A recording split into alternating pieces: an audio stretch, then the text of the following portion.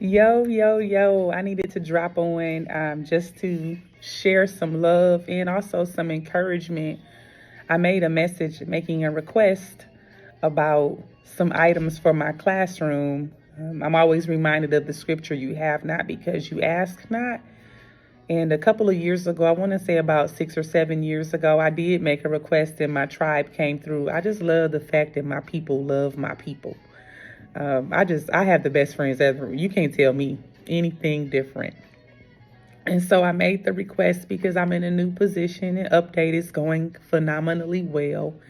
It is truly a blessing. I get to work with my fine scholars in a way that's more personable. And these are the kinds of kids that need a little extra love anyway. So it's just right up my alley. It's really going well. So thank you for your prayers and rocking with me through those rocky moments last year. But yeah, I made a request and I've sent out personal messages to everybody. I'm still getting boxes every day. It feels like Christmas. The people were dropping off the box like, you got another package. I'm like, yay! You get a package. You get a package. You get a package. Everybody gets a package. And so I'm super excited about it. But what really touches my heart is that my students are like, Miss Pitts, like they're bringing that for us. And I'm like, yeah. A kid asked today for some snacks, and I was like, I got you covered. One was sleepy. You need some fruit snacks? Yes, Miss Pitts. They sneezing and snotting all over the place. I get my wipes out and clean. And so, two particular gifts today, not that the others are not of great significance or blessing, because they really are. But two, excuse me, I'm a little under the weather. Two really, really touched my heart. One is from my sister Liz. When I first came to Sycamore, she worked here, and I was only here a couple of weeks before Granny passed, and it was tough. I really struggled. It was very difficult for me. And my Sycamore family, the English department, they saw how difficult it was for me every day. And so they didn't know me well, but she got me some fuzzy socks and some brownies, and I never forget that. I wore those socks anytime I felt like I needed comfort. I would just crawl up on the couch with those fuzzy socks. I still have them to this day. I just refuse to get rid of them. I just sew them up. But she got me some items that were on the class list, but then she got me some things that were not on the list. And that included some fuzzy socks. And she has no clue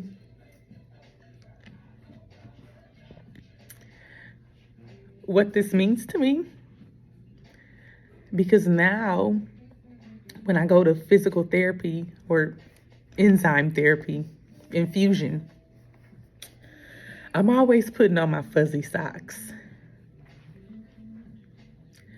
Number one, because it's cold and you don't want to just lay up on furniture with your shoes on. And so I always want to wear fuzzy socks to keep my feet warm, but also to cover me and comfort me.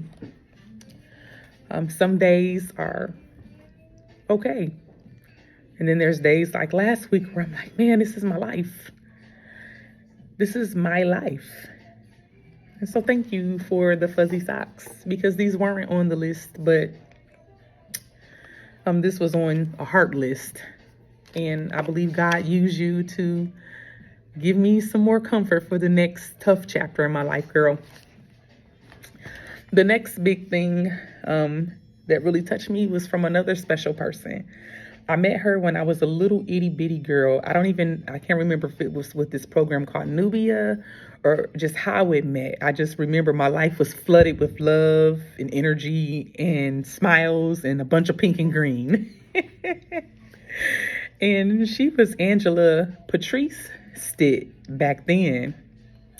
And she would come and pick me up, and she would drag me along to all of her events with her sorors, the beautiful ladies of Alpha Kappa Alpha Incorporated. And it was on the weekends. I'm sure she picked me up way more than what was required. I went to movies. I was always with her and her sorors. And at the time, she had a fiance. And so when it was time for her to graduate, I remember being so proud, but also like so sad. I was so sad because I knew that she was going to go and create her own life. And in that moment, I felt like I would never see her again. And there was a tremendous loss because she was mine, even though my family loved her. Granny crocheted her this beautiful pink and green blanket. It was huge. And I just wanted her to have something nice for graduation. And she would take my sister Tasha out sometimes, but it was like she was the one of the few things that I had that belonged to me. And I adore her beautiful smile. She had like the cutest bob, and she would be driving her stick shift, clapping and doing the beats and stuff. And I would be like, oh, I want to be like her when I grow up. I even wanted to drive a stick shift, and then I realized like that was hard, and then I just changed my mind. Like we don't need that kind of stress in our lives. But I had been looking for her for years, and it turns out my cousin Marcus works for UT, and it just clicked one day like, duh, ask Marcus. He's a big part of the Alumni Association. Surely he knows how to get in touch with her. And so I said, hey, Marcus, I got a big favor. And he was like, yeah, I can't make any promises, but at least I can give you a name. And so he said, this is the name and this is the city and state. And sure enough, within 10 minutes, I was able to log on and find her. And as soon as her picture popped up, I was like flooded with like, whoa, like she is still who I remember her to be. Even more beautiful, even more gorgeous. And so I reached out to her and she responded and sent me a picture of us at her graduation. I didn't even know this picture existed. And I was like, yep, that's me. And so life has just been life. And then we haven't had an opportunity to connect in the way that we had hoped to back then because it was around the holiday time. But I got a box today and it said Angela P. Riley. And I was like, wow. She sent me something.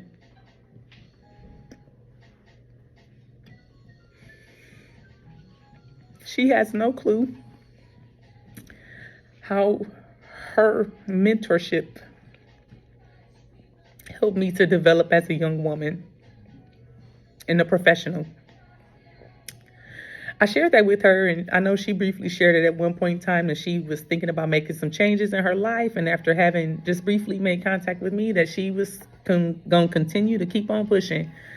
And I just had to stop and say thank you in a very public way because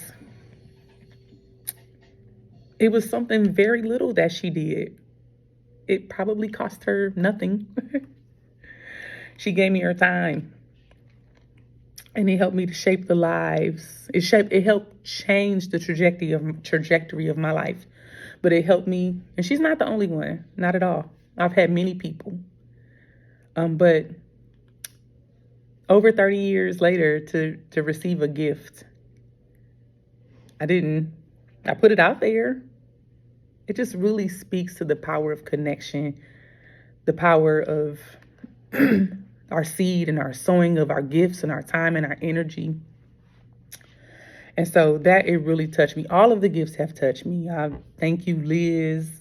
Sister Iva, I miss you, girl. I want to hug your neck. Kate, I haven't been able to do Zumba, but when I get back in there, I'm going to have to come to one of your classes. Dr. Mack is going to send me a book. Marnie May, Nicole, Tiff, Hootie Hoo, Brother Gibson, and my cousin Shanna Who. She's like, I'm all about career planning. She sent that book with the quickness. And my coffee, like kids want coffee, kids want snacks. And just to see them, like to know they can ask. I came in the room and my room was so minty fresh. I said, ooh, everybody brushed their teeth this morning. And they all bust out, start laughing. Just to know that if a kid wants to just have a mint, like what that means to just be able to say, I can go up to Miss Pitt's desk and get a mint. Or Miss Pitts, somebody said, Miss Pitts, I'm really struggling with anger. I said, I made a request. I think I got something. When it comes, we can work through some of the activities together. I don't know who gave me this one because it was like a surprise, the thank you was. But Miss Pitts, you got a snack? I'm hungry this morning. I got you covered. Miss Pitts, I'm sorry I got the cooties. No worry. I got some hand sanitizer, some wipes back there. And so thank you guys. Thank you all so very much from the bottom of my heart. It takes a lot to teach. It can be very expensive. It can, when you take care of your kids like they're your own. And so I appreciate you. But I wanted to share that because it could be the smallest thing, the smallest little unction. Like I said, Liz, the socks weren't on the list, but she sent them and had no clue what my week looked like or even how I felt this week being under the weather. We just don't know how it's going to bless somebody else. And so I hope that encourages you. It encourages me to keep pushing. And I know I have the confirmation, but also my fine scholars know that when I show up to support them, there's a whole village of people who know, number one, that they exist and that they have a need and it was seen, but that they've got a whole tribe of people rooting for me as I root for them, like we're rooting for them to win. So thank y'all.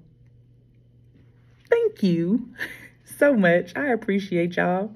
And for those who are going to continue to sow, please do. We appreciate it. They're going to be eating these lifesavers and snacks, and we're going to be in here learning, recovering our credits.